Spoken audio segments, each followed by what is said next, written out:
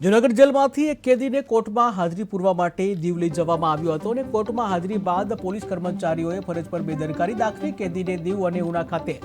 Bank તથા અન્ય સ્થળોએ લઈ ગયા હતા। ત્યારે આ કેદી રસિક જીણા સામે ગુજસીટોકનો ગુનો નોંધાયો।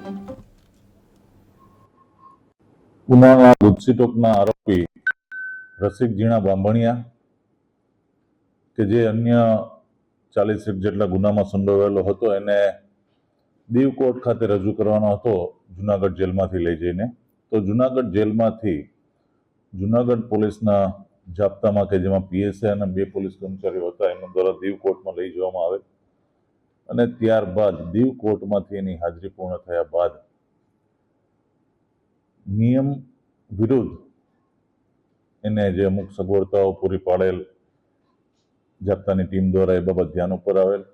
અને તરત જ એની પ્રાથમિક તપાસ કરી અને